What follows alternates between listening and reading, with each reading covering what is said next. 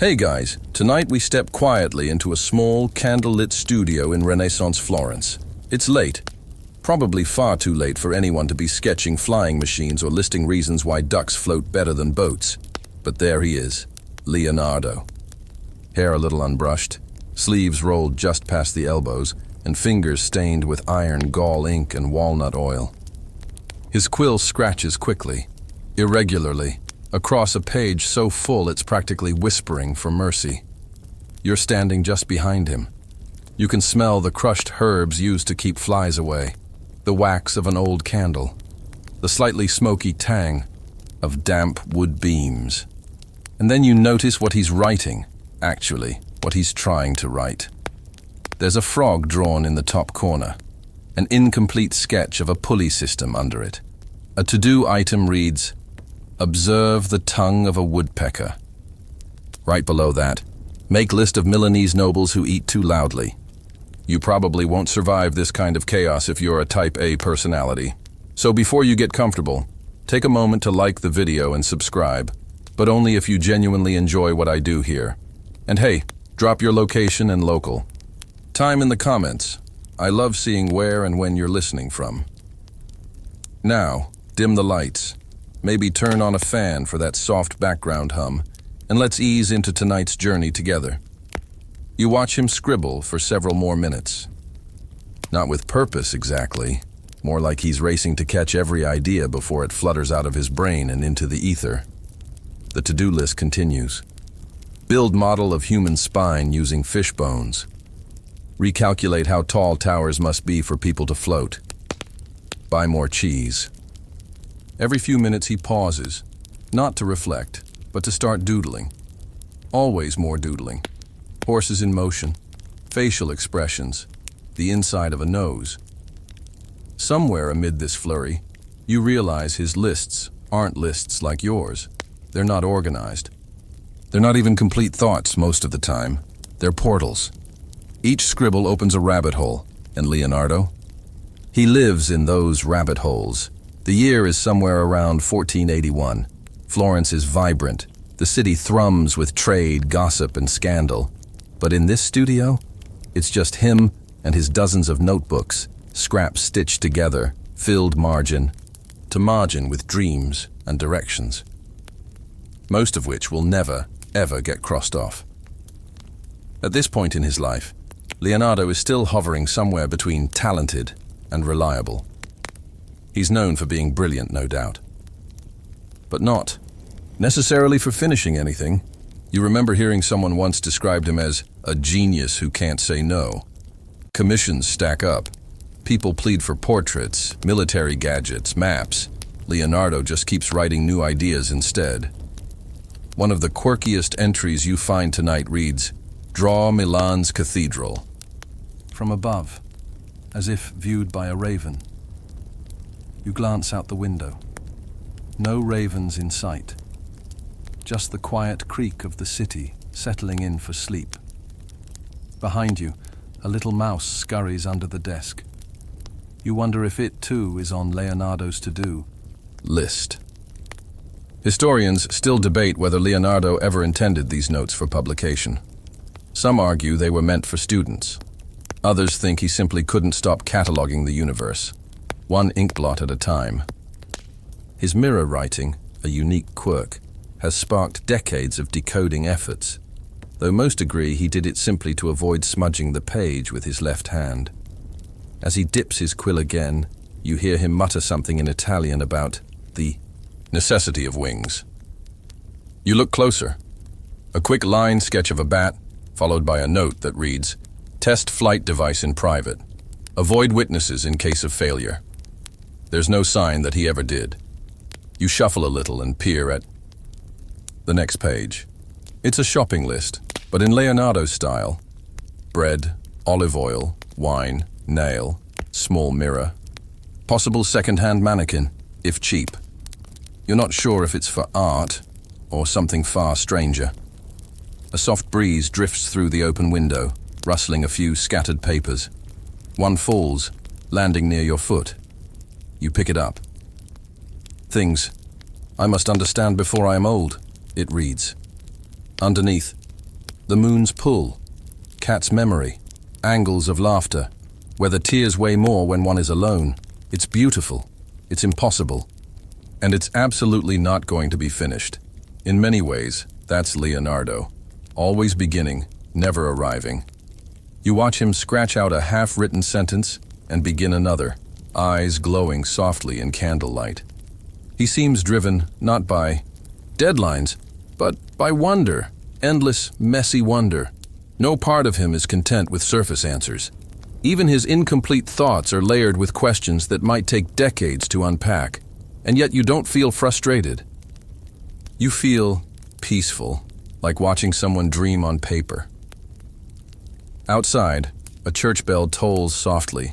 Midnight. Leonardo stretches, yawns, dips his pen again, and you know, he's nowhere near done for the night. You're still standing near Leonardo's cluttered desk the next morning. Though time is a blurry thing in this place, he's barely slept. Maybe nodded off once, forehead on parchment, lips gently smudged with ink. And now, he's back at it. You hear soft scratching as he turns a new page, already halfway through another chaotic cluster of drawings and reminders. You can't help but notice, again, how none of this looks finished. Not in the way most people finish things. There's no structure, no satisfying boxes to tick. It's more like each page is a crowded attic. One corner holds diagrams of spiral staircases designed for palaces that don't exist. Another's got tiny notes about fish fin motion. Somewhere, in the middle, design a way to walk on water without getting wet. You get the feeling you've stepped into the world's most brilliant, unfinished scrapbook. Historians still argue whether Leonardo's notebooks were even meant to be read by anyone but himself. Some think they were working memory dumps, a way to externalize a mind spinning too fast to slow down. Others suggest he was composing a sort of lifelong personal encyclopedia. But if that's the case, it's one no publisher would dare touch. He's got grocery lists next to theories about fossils, architecture tips beside doodles of fanciful monsters. You crouch to look at a few older notebooks stacked on the floor. The bindings creak like tired knees. One page from 1478 reads, "Begin, a treatise on the movement of water." The same phrase shows up again in 1482, then again in 1490. You begin to suspect this water treatise was like a New Year's resolution he never quite nailed. He moves restlessly now, muttering to himself, in that half-singing way you've grown used to.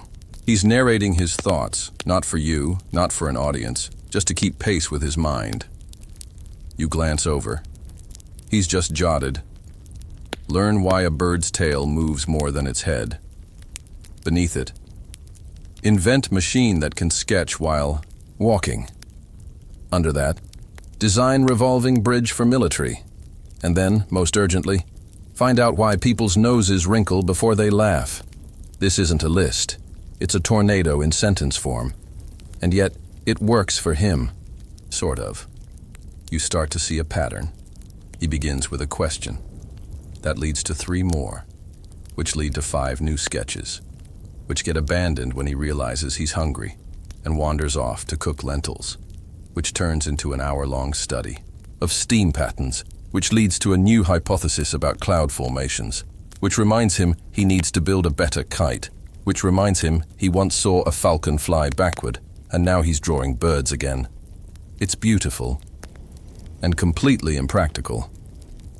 Even in his day, Leonardo's reputation as a compulsive list maker was well known. There's evidence he carried notebooks everywhere, tiny ones strapped to his belt or rolled into scrolls and tucked into sleeves. And the notes? They were just as chaotic. One surviving page reads, "Call Luca Pacioli." Then 3 lines down, "Measure beards for wind resistance." His friends must have had a hard time keeping up. You imagine a patron reading one of Leonardo's reports and blinking slowly, trying to figure out how study the shape of a lizard's belly related to cathedral engineering. And yet, somehow, it did. At least, in his mind. He had this uncanny ability to draw connections between things most people never thought to link. Anatomy influenced architecture. Music gave him ideas about hydraulics. Even his unfinished projects seemed like the scaffolding. For later genius, you watch him cross something off with a flourish. Your heart leaps. Did he just complete a task? No, he's just underlined it, twice. You try not to sigh. Another page catches your eye. It's dated roughly 1484. It begins, "Things I must do tomorrow." The list includes measure city walls, sketch men fighting on horseback, find cave with bats, make new glue, buy orange peel, ask doctor about laughing gas, sleep, maybe. You look at him, now sprawled in a chair, holding a spoon over a candle flame. Not cooking, just watching how the metal reflects the flickering light. He has clearly not done any of those things. And he doesn't seem all that upset about it either. It's at this moment you realize Leonardo wasn't obsessed with finishing. He was obsessed with wondering. Completion, in his world, wasn't a goal. It was a side effect, if it happened at all. Historians still wrestle with this paradox. Was he disorganized, distracted, or simply uninterested in the modern notion of productivity? Some suggest his mind was too rich, too cross-wired to follow a straight path. Others propose he knew he'd never live long enough to do everything, and made peace with leaving things half-built. You wander back to the page with the cave note. Find cave with bats. That one, oddly enough, he did pursue. There's a journal entry describing his journey to a deep cave, where he admits feeling both terrified and excited. He never explains what he was hoping to find, just that he had to look. Another page catches your eye. It's dated roughly 1484. It begins, "Things I must do tomorrow." The list includes measure city walls, sketch men fighting on horseback, find cave with bats, make new glue, buy orange peel, ask doctor about laughing gas, sleep, maybe. You look at him, now sprawled in a chair, holding a spoon over a candle flame. Not cooking, just watching how the metal reflects the flickering light. He has clearly not done any of those things, and he doesn't seem all that upset about it either. It's at this moment you realize Leonardo wasn't obsessed with finishing. He was obsessed with wondering. Completion, in his world, wasn't a goal. It was a side effect, if it happened at all. Historians still wrestle with this paradox. Was he disorganized, distracted, or simply uninterested in the modern notion of productivity? Some suggest his mind was too rich, too cross-wired to follow a straight path. Others propose he knew he'd never live long enough to do everything, and made peace with leaving things half-built. You wander back to the page with the cave note. Find cave with bats.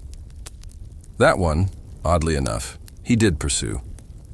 There's a journal entry describing his journey to a deep cave, where he admits feeling both terrified and excited. He never explains what he was hoping to find, just that he had to look. You sit down on a small stool. It creaks under you. Leonardo doesn't notice. He started sketching again. This time, a machine that looks suspiciously like a sideways umbrella crossed with a crab. You lean back, eyes fluttering, lulled by the scratch of his pen, the low creak of the rafters, the occasional faraway clang of a bell tower. The room smells of ink and beeswax. The light softens to gold. There are hundreds of things on Leonardo's list. Most will never be done. And somehow, that's okay. You drift, morning again, or something like it. The sunlight in Florence isn't always dependable. It filters into Leonardo's studio like it's unsure whether it's supposed to be there. Dust motes dance in lazy, spirals through the beams, and you're still here, beside this walking contradiction of a man. He's bent over a large sheet now, not sketching for once, but rereading a letter. An official-looking one sealed with a wax emblem. A commission. You gather, you inch closer. It's about the bronze horse. Ah, yes. The glorious, colossal, never-finished bronze horse. You've heard about this one. How in 1482, Ludovico Sforza, Duke of Milan, asked Leonardo to create the largest equestrian statue in the known world. It was meant to honor his father. Leonardo, ever eager, agreed enthusiastically. He made sketches, models, even wrote dramatic paragraphs about immortalizing the motion of nobility. And then he worked on it for 16 years and didn't cast an ounce of bronze. You watch him reread the letter with a faint grimace, as if reminded he left the oven on in a city 3 towns ago.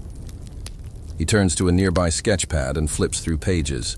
Hooves, manes, a horse's muscles mid-gallop, even some designs for a scaffold that looks suspiciously over-engineered. It's beautiful. It's genius. It's incomplete. Historians still debate why the horse was never finished. Some say the bronze meant for the statue was repurposed for cannons when France invaded Milan. Others argue that Leonardo's perfectionism held him back, that he couldn't stop refining the mold long enough to pour it. He had, in fact, built a full-size clay model, massive, so detailed that even rival artists were reportedly in awe. But while he worked, the world moved on. The clay horse was eventually used for target practice by soldiers. It was shot to pieces. Leonardo didn't even get to say goodbye. He walks over to the window, staring blankly. You sense he's remembering it. Not with regret, exactly, but with that familiar Leonardo blend of curiosity and melancholy, as if wondering what horse sculptures dream about just before being destroyed. Then, of course, he turns and immediately sketches a cannon that fires nets. This is what he does. He pivots. He redirects. You follow him to the back of the room where he's working on something else entirely, possibly a design for a stage prop. There's no horse in sight anymore. Instead, he's drawing a foldable bridge, then a machine to lift heavy theater curtains with just 2 ropes and a counterweight, then a face. Always back to the human face. He scratches his head and jots down, reconsider angle of jaw in emotion. You don't even know what that means anymore. But it sounds like something he needs to figure out. And that's the thing. He never really mourns the things left undone, not like other people might. For Leonardo, the unbuilt bronze horse is just part of the vast constellation of what could have been. Another glint in the galaxy of his ideas. Still, the statue leaves a mark on his reputation. Patrons grow cautious. They begin to whisper. Brilliant, yes, but there's always a but with Leonardo. But you can't stay mad at him, not when he turns around, eyes glowing, to show you a new sketch of a horse-shaped water fountain that rotates when it rains. Totally unnecessary. Beautifully pointless, and somehow exactly what the world needs. He tells you, without saying it aloud, that beauty is the goal, not completion. That the act of imagining something so massive, so elegant, is already a kind of victory. Still, a little bronze horse would have been nice. The room is quieter now. You hear only the shuffling of pages and the distant bells of Florence marking the hour. Leonardo seats himself again, tearing a bit of stale bread with ink-stained fingers. Crumbs dust the desk, mixing with charcoal powder and wax flakes. You lean over to peek at the latest page. It reads simply, "Finish horse?" or "Build wings instead." The decision was probably never in doubt. You lean back again, letting the creak of his chair and the rhythmic scratching of his quill lull you into a state somewhere between observation and dreaming. Because with Leonardo, those 2 things are never really separate. It's sometime in the afternoon, or maybe it's still morning, but Leonardo's candle is lit anyway. He likes the flicker, says it reminds him of stars, or something about the nervous system of fireflies. It's hard to tell. He doesn't really talk to you. He talks near you, past you, as if you're another thought fluttering through the studio. And right now, that thought is clouds. You weren't expecting clouds. He's just turned away from what looked like a sketch of a flying war chariot. It was intricate, absurd, and clearly destined to remain unfinished. Then he looked up. saw a patch of sky through the high window and muttered, "They're never the same shape twice." You follow his gaze.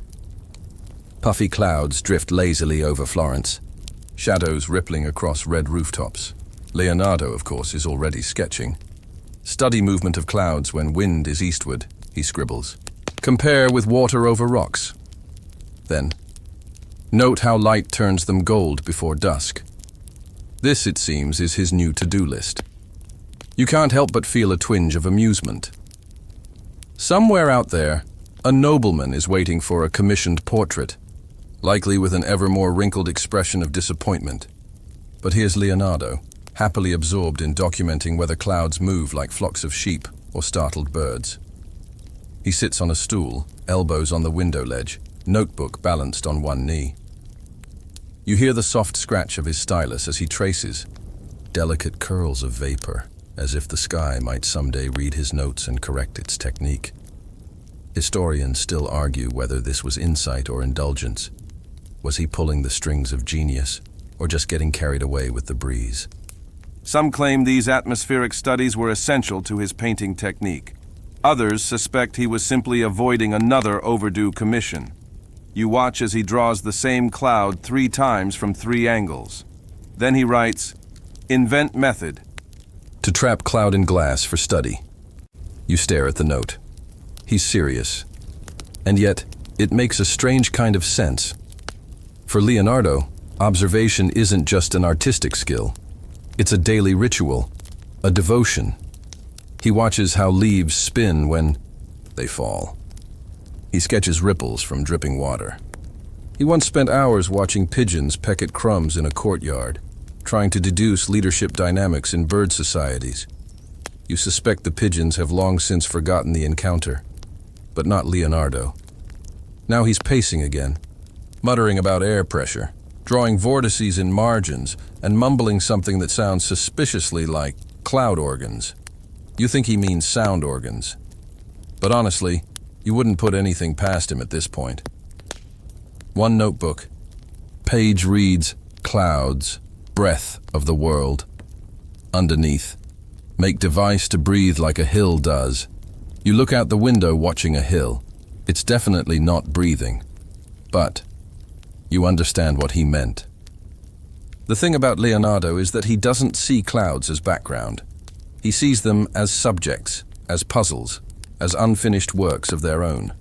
While other artists paint noble faces, he wonders what a storm feels like from inside. While patrons frown at delays, Leonardo chases the shape of wind across rooftops. You sit beside him now, and he doesn't seem to notice. He's too deep in thought. A piece of paper slips from his lap, and you catch it. It's mostly cloud sketches. But in the bottom corner, almost as an afterthought, he's written, "Things to finish. The horse. The flying machine. The laugh study." The cloud book. You hold the paper a little longer. It feels weightless, like the clouds he drew. You get the sense he doesn't expect to finish any of them. Not really. Not in the conventional sense.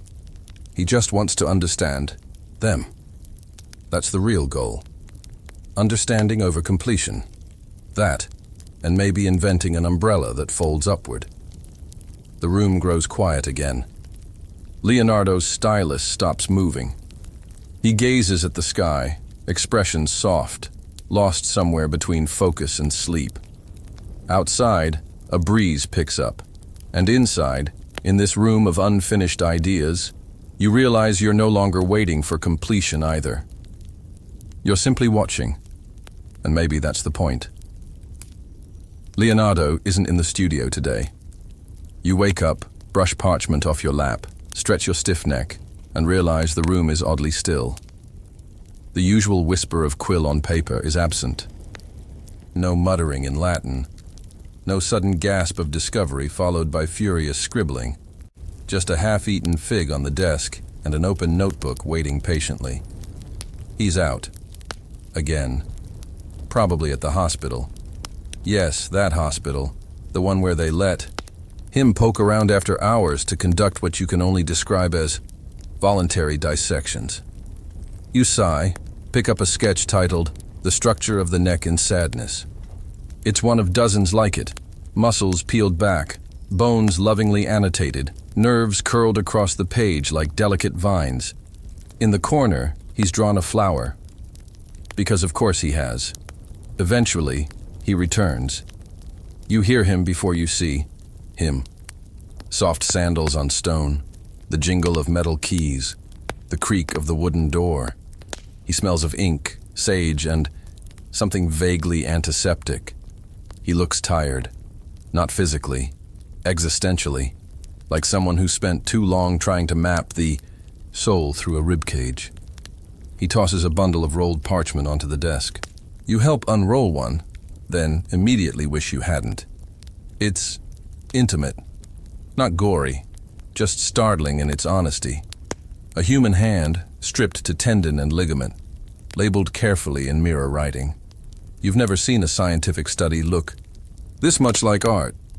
Historians still debate whether Leonardo's anatomical work was ahead of his time or hopelessly scattered. Many of his illustrations remained unpublished for centuries. Some believe they could have revolutionized medicine, if only he'd actually shared them. But Leonardo didn't care much for step-by-step guides. His notes are meant for explorers, not readers. The annotations vary in detail. One says, "Observe this tendon, wants to stretch when sad." Another says, "This cavity maybe holds memory." You're pretty sure that's not how anatomy works, but the poetic logic feels right somehow. And then there's the baby in the womb sketch. You've heard of it. Seeing it in person? Different, beautiful, uneasy. There's a softness to it, almost reverent. Not just biology. A kind of quiet awe, as if he drew life itself, cradled in possibility. You glance at another list. Study laughter in jaw muscle. Compare lungs of old man and child. Do noses shrink with age? The questions are endless. The answers? Rarely written down. He once performed an autopsy on a 100-year-old man just to find out what dying peacefully looked like from the inside. Then he went home and drew a better lever system for lifting water. You can't keep up. He sits now, cross-legged on the floor, flipping pages, muttering to himself. Find where soul hides in spine. A minute later. Too ambitious. Draw ankle instead. You want to ask, doesn't it weigh on him? This ocean of half-finished study? But you know better. He's not chasing answers like a scientist. He's gathering fragments, observing the poetry in anatomy, tracing the divine in blood vessels and fingernails. You notice a diagram of the human eye. It's perfectly rendered, shaded with eerie realism. Beside it, we see because we seek. You blink. That's not science. That's a bedtime story wrapped in optic nerves. He once tried to measure how tears formed, not metaphorically, literally. Spent days squinting into a mirror, weeping onion tears and sketching the refraction of emotion. Historians still argue about his motivations. Some say he feared death. Others say he adored it, as a final problem to solve. One thing is certain. He never stopped looking under the surface and never stopped leaving those studies unfinished. He rolls over, tired of drawing. He draws the curtain instead. You hear the faint flutter of wings outside, maybe pigeons, maybe metaphor. He lies down, arm over his eyes. You find one more page before the candle burns out. It says simply, to complete something is not the same as to understand it. You set the parchment aside. And rest. Leonardo has started painting. Well, he's standing in front of a canvas. That's progress. You quietly take your place in the corner of the studio, trying not to creak the floorboards. He doesn't notice. He's focused, sort of staring at a nearly blank panel, brush poised, unmoving. It's the kind of intense contemplation that, in lesser artists, would last 5 minutes. In Leonardo, could be 5 days. He's working on the Upage, Last Supper, or rather he's supposed to be. Right now he's mostly adjusting the light in the room, then repositioning the scaffolding, then mixing pigments with a tiny spatula that looks like it belongs in a dentist's kit, then rethinking the expressions of 12 men who may or may not be sitting on the same side of a table. He hasn't actually touched the canvas. You wait. Historians still debate whether Leonardo's notoriously slow progress on The Last Supper was due to technical difficulty, artistic perfectionism, or a subtle form of productive avoidance. He tried a new fresco technique, blending dry plaster with oil-based paints. Revolutionary. Also doomed. The wall started deteriorating before the paint even dried. He once spent 3 days staring at the wall, adding a single brushstroke on the 4th. When questioned, he supposedly replied, "That stroke was the result of 3 days' thought." That sounds poetic. Also mildly passive-aggressive. Today, you see him repaint the same finger 3 times. "Too stiff," he mumbles. Needs more betrayal. Then he walks away and starts tinkering with a pulley. You follow him into the side room, where he's now mixing new paint from ground minerals. He sniffs a bowl of crushed lapis lazuli and frowns. "Smells like pride," he murmurs. "You're not sure what that means, but you nod solemnly." Back in the main studio, the apostles on the wall still await definition. Most have been blocked in, but not detailed. You catch a glimpse of Judas's hand, twisted, reaching, powerful. It's almost done, which is suspicious. You recall the story. Leonardo had trouble finding the right model for Judas. Wanted someone who looked outwardly normal but inwardly ruined. Some say he wandered the streets of Milan, looking for a face that held quiet corruption. Others believe he used his own features in a dark moment of doubt. No one's certain. What is certain is that even when he paints, he's thinking about bones and breath and the weight of light on fabric. It's not just a scene to him. It's a physics puzzle, a study of tension, an emotional equation to be solved in pigment. You notice a to-do list pinned beside the canvas. Adjust Peter's elbow. Rethink table perspective. Fix second loaf of bread, too smug. Invent better varnish, you. Suspect that bread has been smug for weeks. Despite the delays, the mural slowly takes shape. And when Leonardo does paint, it's electric, fast, fluid, like the work has been building in him, coiled, and suddenly finds release. You watch as he defines Thomas's furrowed brow with 3 deft lines, as he softens John's profile with a stroke so light it barely whispers across the wall. Then he stops. Again, walks away. Again. This time, to sketch a design for a flying machine inspired by the pattern of napkins falling. You say nothing. The apostles say nothing. They've learned. Historians often call The Last Supper one of Leonardo's masterpieces, despite its technical fragility. The paint flaked within years. The wall crumbled. It's been restored so many times that some argue it's more plaster than painting now.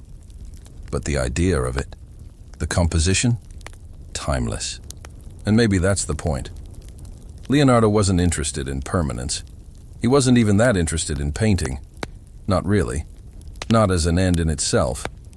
It was just another medium to explore his deeper obsession, movement, expression. The split second when thought becomes visible on a face. So even when the paint fades, the tension between those men at the table still hums. You can feel it in the room, as Leonardo stares at his wall and considers whether betrayal should be lit. From the left or right, he finally makes a mark, then wipes it away, then marks it again. You exhale. So does he. And in that moment, neither of you care that it's still not finished. You're ankle deep in parchment. Again, Leonardo has returned to what you now call the doodle zone, a sprawling pile of notebooks, loose sheets, and sketch. Scraps that live in a corner of his workshop like a paper-based creature with a mind of its own. It's hard to tell where one idea ends and another begins. And today's theme? Absolutely everything. On one page, a siege engine with a turtle-like shell. On another, the back legs of a goat. A third shows a machine for grinding convex lenses, and right beside it, a tiny drawing of what appears to be a perfectly content spoon, Pick up a page. It's a half-written recipe for varnish, written in reverse script, next to a list that reads, Design new compass. Visit barber. Sketch motion of wings, continued. Find out what birds dream. What exactly does Leonardo think this is? The answer becomes increasingly clear. This isn't just a sketchbook. It's a brain spill. A living, sprawling network of impulses, questions, unfinished threads, and sudden moments of epiphany, all living together in cramped quarters. Historians still debate the purpose of these pages. Were they practice, memory aids, daily therapy sessions in ink? Some even believe he intended to compile them into encyclopedic treatises later in life. But naturally, that plan was also never finished. What is clear is the sheer volume. He produced more than 13,000 pages of notes during his lifetime. And that's just what survived. Most aren't organized. There are no chapter headings, no table of contents. Just a flurry of mirror-written entries and illustrations packed like sardines across every inch of the paper. You examine one double-page spread. On the left, an intricate sketch of a fortified city with water channels, bridges, and artillery placements. On the right, the facial expressions of 5 laughing men. Captioned simply, How joy breaks symmetry. It's not that he couldn't focus. It's that everything deserved focus. You find one of your favorites, a list titled Things That Move People. It includes music, warm bread, sudden loud noises, the idea of flying, kindness. Angles, you quietly add Leonardo's. Brain to the bottom of that list. At one point, you discover a full page of doodled knots. Endless Celtic-style loops and twists, purely decorative, serving no known purpose. Beside them, he's written, There is intelligence in pattern. You get the feeling that if someone ever decodes these knots, they'll unlock the secrets of flight. Or possibly, just a better way to tie a toga. One section is entirely devoted to water. Not just drawings of it. He's tried to map the behavior of a river during rainfall, charted whirlpools, drawn splash diagrams from various rock heights. You catch the phrase, water behaves like thought. You pause. Then you find another page, a comically bad drawing of a cat wearing a saddle. No explanation, no context. Leonardo, are you okay? Still, even in these apparent tangents, there's a sort of rhythm, an elegance. The pages hum with potential, even when the ideas dead end or overlap. You suspect Leonardo doesn't really distinguish between complete and in progress. For him, all of it is alive. All of it matters. He shuffles into the room, sees you knee-deep in his notebooks, and offers you a fig. He's holding a roll of parchment between his teeth like a sandwich. You ask what he's working on. He points vaguely at a half-drawn diagram of a water wheel connected to a series of weights and says, Trying to find the music in gravity. Sure. Of course. He sits cross-legged among the papers and begins to sketch a fish. Halfway through, he turns the page sideways and draws a harp into its spine. You look at him. He's smiling now. Not because he's proud. Not because he's showing off. But because in this moment, he feels like he almost understands something. It's that almost he lives for. Historians often describe him as restless. But restlessness implies discomfort. Leonardo? He seems perfectly at ease inside the storm of his own curiosity. It's the rest of the world that keeps asking for an endpoint. You gather up a few scattered pages, stack them neatly, useless effort really, and catch a glimpse of one more note as you do. Remember, every question contains 10 more. That explains a lot. You recline against the stone wall, eyes tracing the delicate lines of a spiral staircase he never built. You wonder how many other dreams live only in these doodles. How many machines? How many songs? How many spoon diagrams? Never made it past this moment, and somehow you're okay with that. Because even as fragments, they're beautiful. Even half-finished, they're enough. There's a strange clanking sound echoing through the studio. It's rhythmic, mechanical, not quite musical. You look up from the pile of scrolls to see Leonardo, barefoot, focused, and grinning like a child who just discovered you can turn soup bowls into instruments, tinkering with what can only be described as a robot knight. Yes, that's a real thing. You blink twice. It's still there. Wires, pulleys, rods made of polished wood and copper. A stiff leather chest plate. Hinges where elbows might be. It's not exactly humanoid, but it's close enough to make you whisper, "Should I be?" Worried. He's tightening a cable in its abdomen now, checking tension.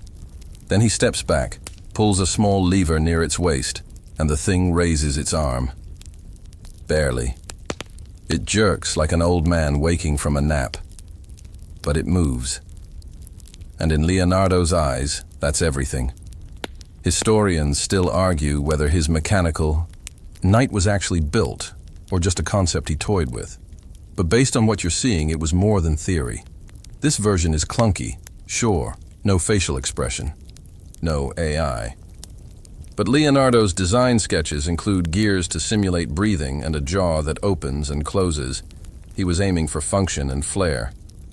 Beside the robot sits a page with scribbled ideas. Add bell chime for heartbeat.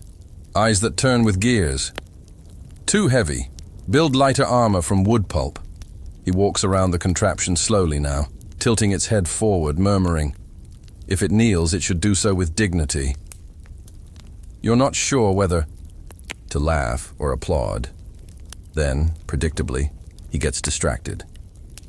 A shadow crosses the floor, just a bird fluttering past the high window, and suddenly Leonardo's reaching for a new sheet. He begins sketching the bird's wingspan from memory, mapping feather placement like a cartographer charting a coastline. The robot is already forgotten. You stare at it. It stares back, blankly. This is classic Da Vinci. His mind operates on threads, not tasks. One idea weaves into the next like a tapestry unraveled and rewoven every morning. The robot, the wings, the sketches of dancing. Yes, dancing. Cranes you find a few feet away. They're all part of the same conversation happening inside his skull. You flip through one of the notebooks open on the floor. It's got everything. War machines, musical instruments, a device to measure humidity, and a water clock that counts your heartbeats.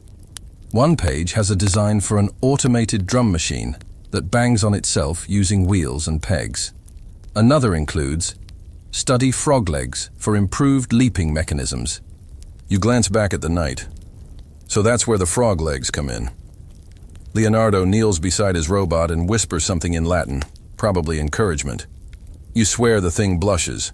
Then he makes a small adjustment, scribbles a note, and walks away again, this time toward a set of bellows propped in the corner. Apparently, we're experimenting with air compression now.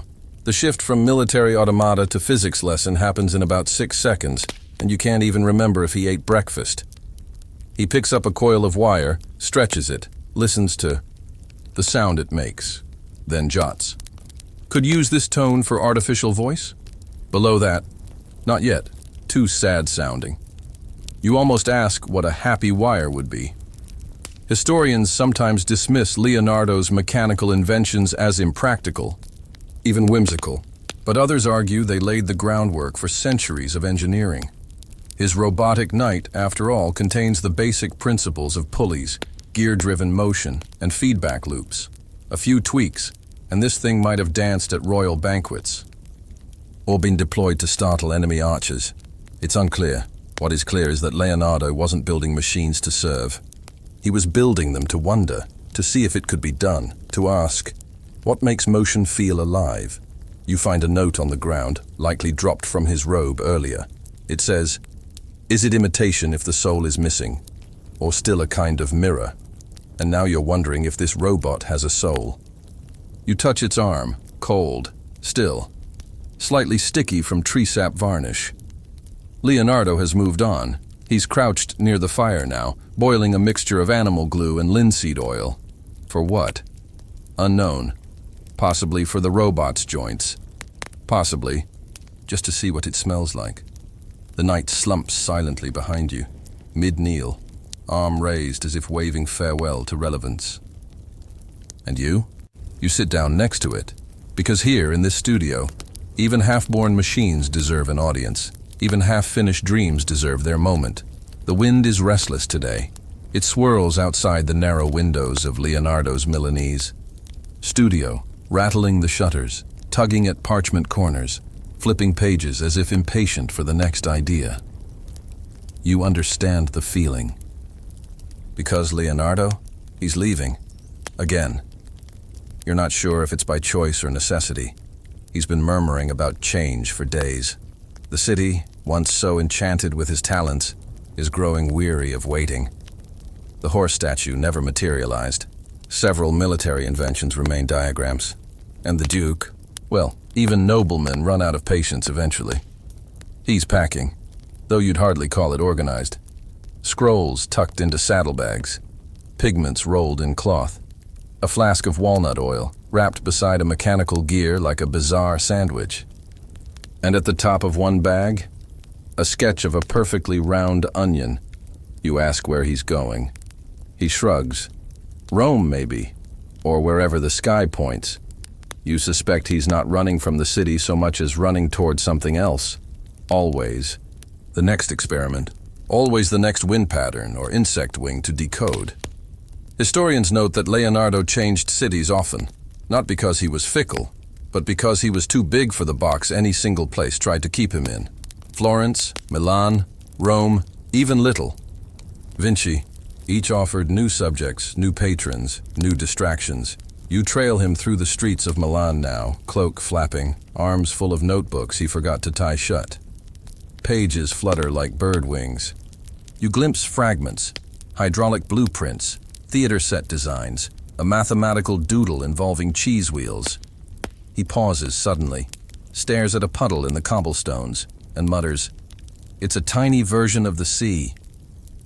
You make a mental note not to mention his abandoned fountain design back in Florence.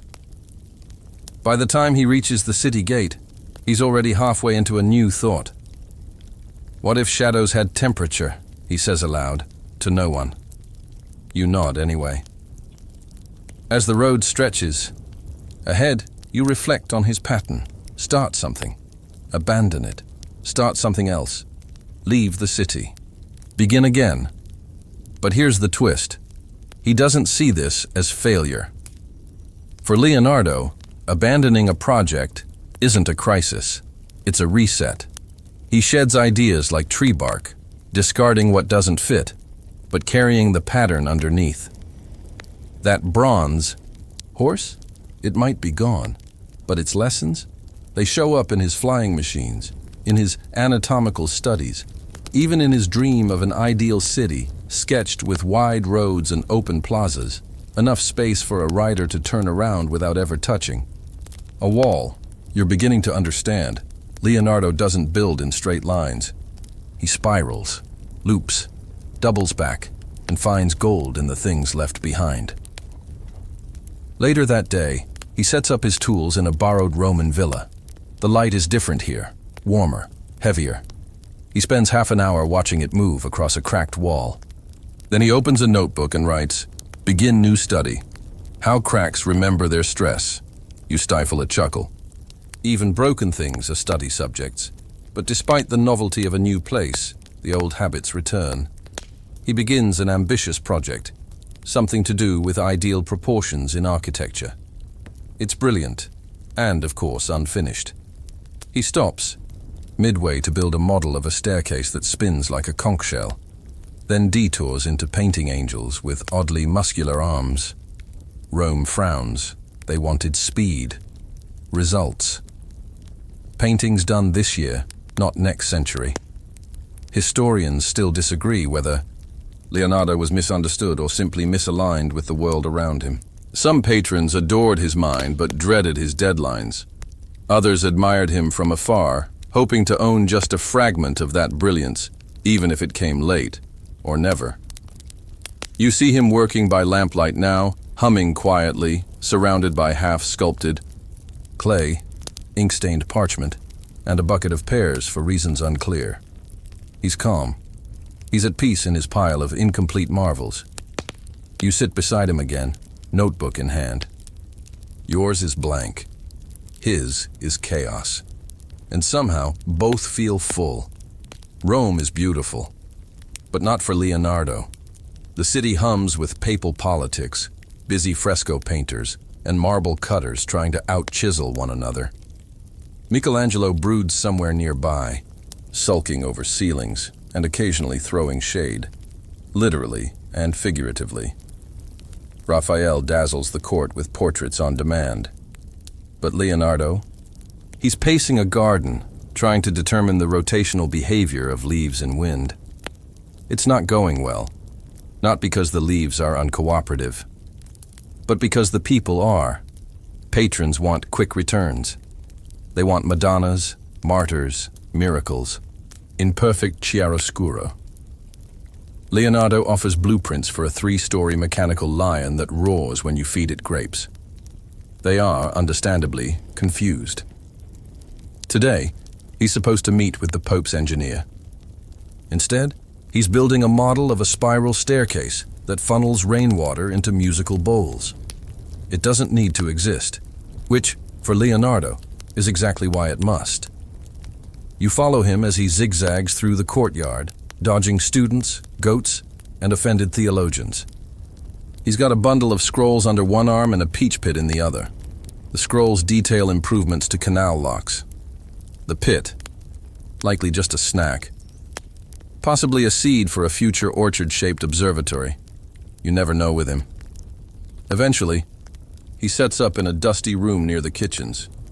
Light filters through smoke-stained windows, catching flecks of charcoal dust on the floor. He unrolls one of his scrolls. It's a study of laughter. Yes, laughter, not the sound, the shape of it. Faces contorted in joy, caught mid-chuckle, mid-smirk, mid-sneer. Notes read, "Laughter pulls the face upward, but not always the soul." You glance at the sketch labeled Laughter Number 7. It's eerily lifelike. The man's eyes don't laugh at all.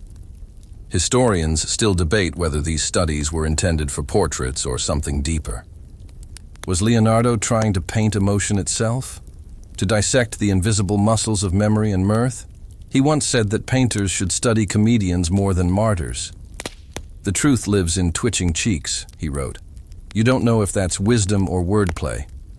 Probably both. As you watch, he flips from laughing faces to a drawing of an ideal city.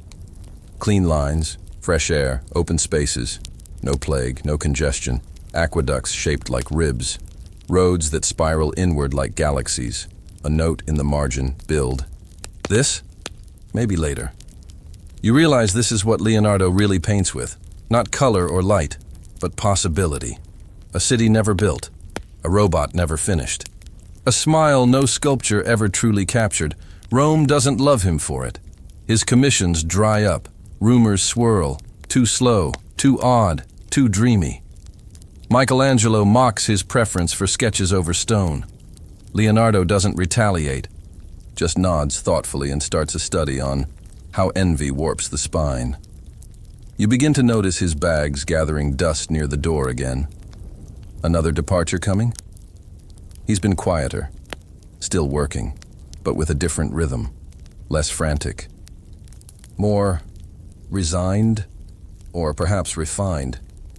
Like someone who's realized he's never going to outpace his own curiosity.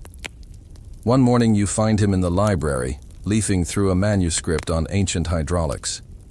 He's added notes in the margins. Good idea, poor execution. Improve with angled paddle. Add music? He smiles faintly when he sees you, offers a dried fig, then casually mentions he's thinking of heading to France. Quieter there, he says. More time to draw. You nod, though your heart sinks a little. You've grown used to the rhythm of Rome, even if he hasn't. That night, As you both sit under an archway watching shadows lengthen across the cobblestones, he reads aloud from one of his lists.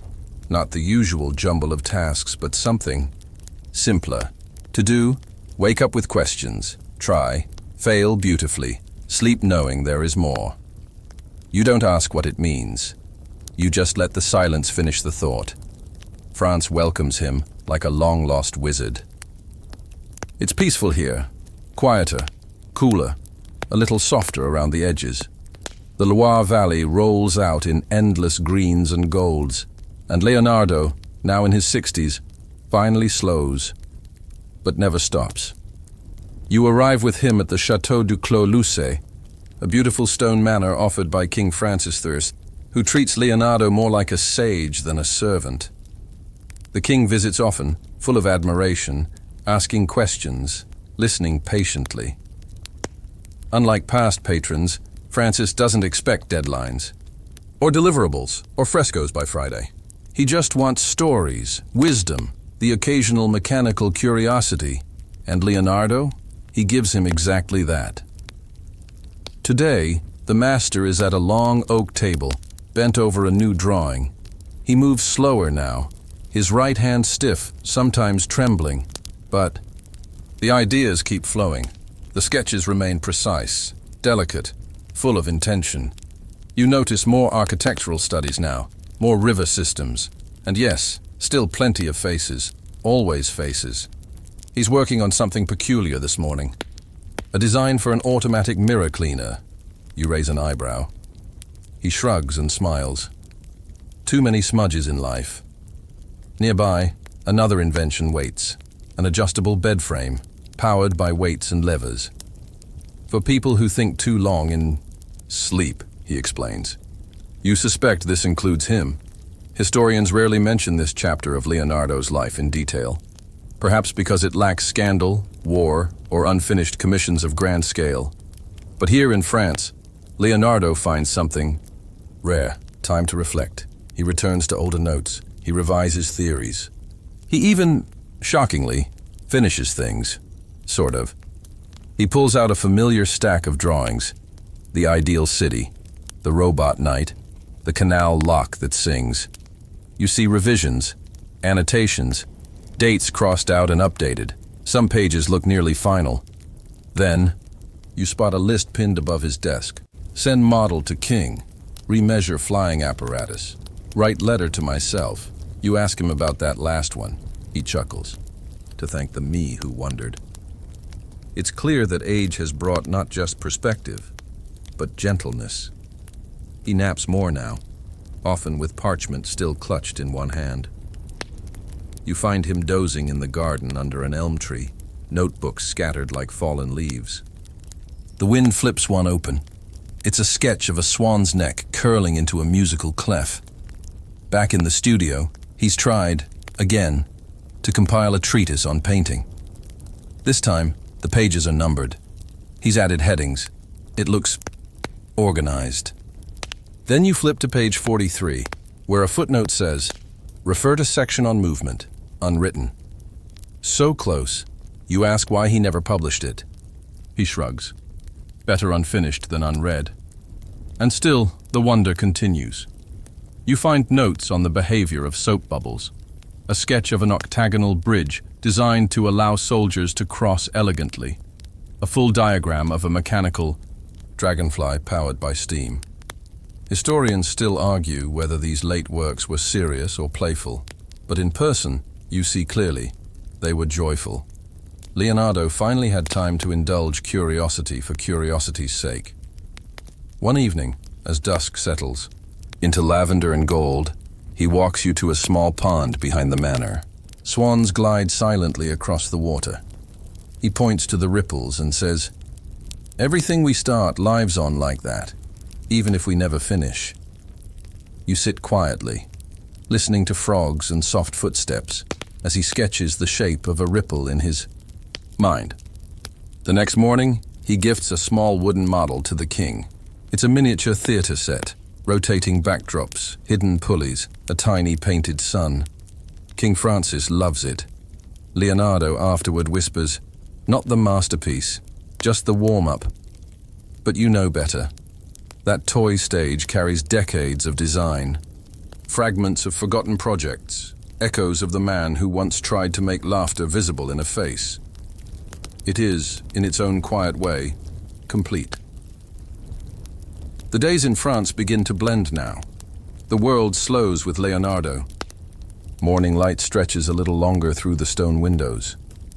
Meals take on a rhythm, and the hum of his mind, once frantic with invention, becomes something gentler, like a cello string held under soft fingers. You find him today in the garden again, but this time he's not sketching machines or dissecting shadows. He's watching ants, a trail of them winding around a tree root, carrying crumbs that seem impossibly large. You squat beside him. He doesn't look away. They know what they're doing, he murmurs, even if no one told them. You smile, because of course Leonardo would see purpose in ants. He's been chasing systems his entire life. Human, bodies, cities, clouds, machines, and here are tiny creatures embodying logic, rhythm, and mystery all at once. He opens his notebook, writes, "Study traffic of ants for city design. Add time-sharing tunnels." The habit never dies, but his notebooks are different now. Fewer to-do lists, more observations, less frenzy, more philosophy. He writes things like, "Time is not cruel, just persistent. Even unfinished dreams cast shadows." What is memory but a painting made in silence? One day, he calls you to his side and opens a worn portfolio. Inside, to your astonishment, are pages from decades ago, some of the very first sketches he made of human anatomy, done with clumsy ink and too bold lines. "I was arrogant then," he says softly. "Thought I could draw the soul." He's quiet for a moment. "Now I think I just drew the echo of the body." He hands you the page. You handle it carefully. It's rough, but beautiful, and still somehow alive. Historians don't talk much about Leonardo's self-doubt, but in these late years, it's there. Not as regret, but as honesty. He knows how much he started, how little he technically finished, and still, he smiles. He pulls out a model next. A tiny bridge made from interlocking rods. No glue, no nails, just gravity and design. "This one works," he says with quiet pride. "It's not much, but it balances." You ask why he never built a full version. He shrugs. Didn't need to. You realize something crucial in that moment. Leonardo didn't live to complete. He lived to contemplate, to experience, to marvel, to poke at the boundaries of what was possible and walk away with the corner of a curtain lifted. Later that evening, the king visits. Francis is older now too, but still curious, still asking questions. He walks with Leonardo through the corridors of Clos-Lucé, gently holding the old man's elbow as they talk about rivers, bridges, the shape of sound. You walk a few steps behind, listening. Leonardo pauses beside a tapestry and touches the threads. "We're all like this," he says. "Woven from parts, touched by time, unfinished and still worth seeing." The king smiles. "Even the threads that fray?" Leonardo nods. "Especially those." It's dark by the time they return. Lamps flicker. Shadows stretch like yawns. And in the quiet, Leonardo turns one last page in his notebook and writes, "Begin again." Not a task, a mindset, a promise. Rain has come. A gentle one, steady, musical, tapping softly on the slate roof of Clos-Lucé like a long-forgotten friend asking to be let in. Leonardo sits by the window, a blanket over his knees, parchment in his lap, though his quill has stopped. Moving. He is listening, not to the rain itself perhaps, but to the way it slows everything. The rhythm of footsteps in the halls, the creak of the floorboards, even his thoughts, once sharp and leaping, now flow like the water gathering in rivulets beneath the garden stones. You settle in beside him. He looks at you, eyes heavy but warm. "Do you know," he says quietly, "I once tried to paint a raindrop." You nod. You've seen the page. It's in one of the older sketchbooks, tucked between diagrams of weather systems and an unfinished model of a self-cooling hat. He'd drawn a single oversized droplet, spherical, perfect, luminous. Below it, he'd written, "It contains the whole sky, upside down." He smiles when you mention it, then falls silent again. Historians often say Leonardo's last years were marked by calm and contemplation. But you know it wasn't just peace. It was presence. The rain, the rustle of paper, the warmth of a fire burning low. These became his world. And in that smallness, he saw even more. He picks up his quill again, slowly, painfully. His hand shakes. The lines are rougher now, the curves not as fluid. But the intention is the same. He draws a spiral. It's small. Almost nothing. A curl of ink in the corner of the page, not labeled, not explained. Just a shape that has followed him all his life, from the curls of water, to the twisting of hair, to the architecture of seashells and galaxies. You stare at. It stares back. Then he flips the page and begins writing. Slower now, with pauses for breath. "Perhaps I was wrong to chase completion," he writes. "Perhaps the goal was never to finish, but to see what would come next." You look around. The room. Shelves are still crowded. Models gather dust. Paints have hardened in their jars. But the notebooks, the thousands of pages, remain open, waiting, whispering. You walk to the table where he keeps his codex on the flight of birds, one of his most famous. He returned to it again and again, sketching wing structures, writing, calculations, questioning how air curves beneath feathers. He never built the flying machine. Not fully, but he understood one thing: the human desire to lift off, to rise above the page, above gravity, above the ordinary. To try, even if you fall. Outside, the rain continues. Leonardo folds his blanket more tightly around his shoulders and leans back. His eyes close for a moment. You watch his breathing, light even. Then he opens them again, looks at you, smiles. "You should start your own list," he says. You raise an eyebrow. He gestures to the window. "Begin with raindrops, then maybe eyelashes. Then, see what else needs noticing." You nod. And as he drifts again toward rest, you pull a blank page from a nearby notebook. At the top, you write, "To notice." Below it, in the space Leonardo has left behind, you begin. The days have grown shorter. The morning mist takes longer to lift from the gardens, and a hush has settled over Clos Lucé, the kind that makes you tiptoe, even when you're alone. Leonardo moves more slowly now, not out of weakness, but out of intent. Every motion, every glance feels deliberate. He folds paper like it matters. He closes a book with reverence. Even his silences are thick with listening. You find him in the greenhouse today, seated on a wooden bench, a faded cloak wrapped around his shoulders. His hair, once a cascade of stormy curls, has thinned into silver strands. His fingers trace the ridged leaves of a fig tree without plucking. "Still growing," he says, nodding to it. "Outliving all my plans." You smile. He smiles. Then, as always, he speaks a thought that arrives from somewhere unexpected. "I think I've done..." "Nothing." You open your mouth to protest, but he holds up a hand. "No, not out of sadness," he says. "It's just, I have done so many things, and yet each only opened another door. I never walked through all of them."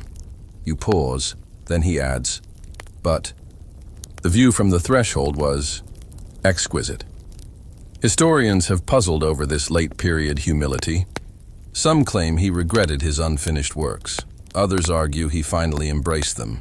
But here, beside him, you know the truth is simpler. Leonardo never believed anything was truly finished. Not people, not ideas, not even paintings. Even the Mona Lisa, his most famous work, traveled with him to France, not as a trophy, but as a companion. He was still adjusting the layers of glaze even in his 60s, still changing the light in her eyes, still tweaking the illusion of her breath. Once whispered, "She's not smiling because she knows a secret. She's smiling because she is one." And now you understand. He wasn't painting a woman, he was painting a question. You ask him what he wants to do today. He leans back, looks at the ceiling, then says, "Nothing." Or maybe, "Remember, you fetch a few notebooks." He flips through them slowly. There are hundreds, years of sketches, questions, notes written backwards in mirror script. And in all that time, he never created an index. There's no map, no road map, just layers.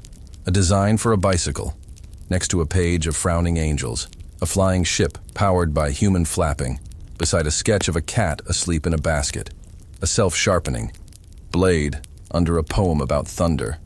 He chuckles now and then, points at the absurdities. "I really thought this was going to revolutionize staircases," he says, tapping one blueprint. Turns out round steps are confusing. Then he grows quiet, and you sense something shift in the room. Not sadness, not fear, just settling. Like dust in afternoon sunbeams, he opens a new notebook, just one last time. The leather creaks, the pages are empty, crisp, waiting. At the top he writes, "What I have loved." Below he begins to list, not inventions, not achievements, but moments.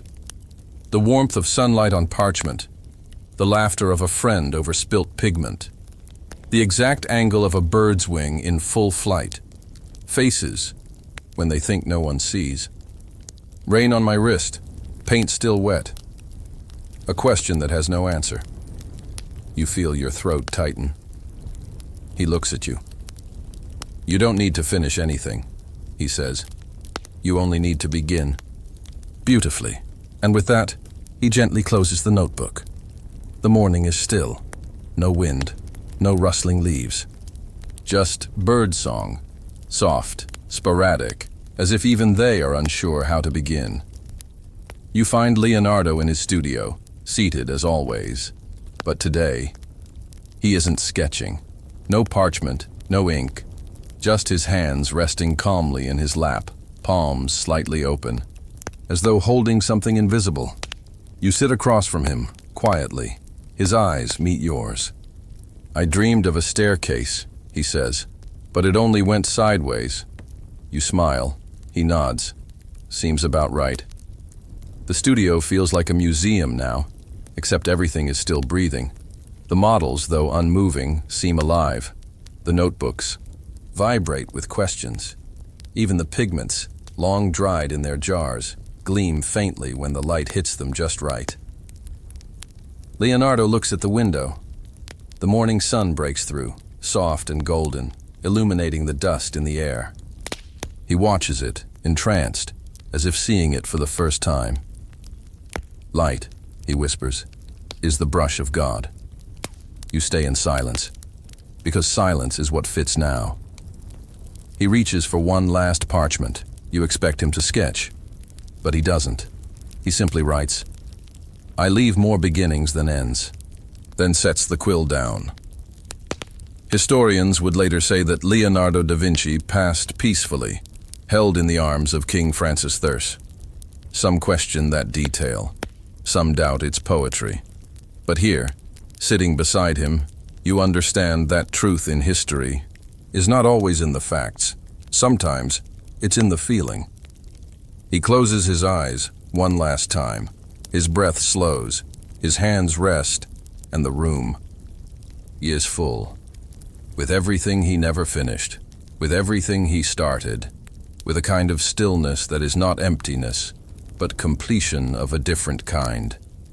And so you sit, not to mourn, but to witness. Because the story does not end. Not with him. Not with you. Not with a final brushstroke. Because Leonardo da Vinci's life was never about the destination. It was always about the reaching.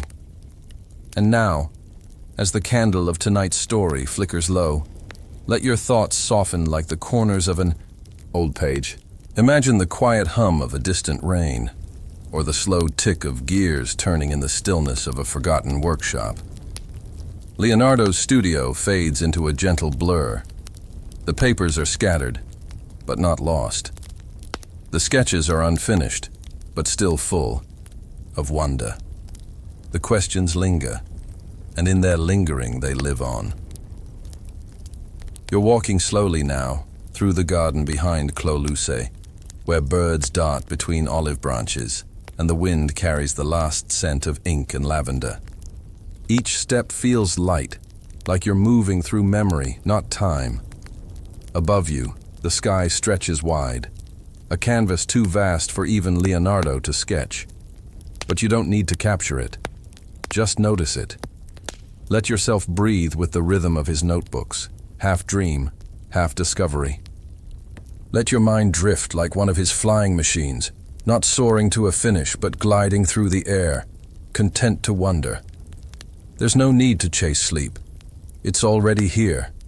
It lingers in the stillness of the room around you. In the gentle weight of blankets, in the faint curl of a smile that may or may not mean something more. And as your eyes grow heavy, remember, to begin is enough. Sweet dreams.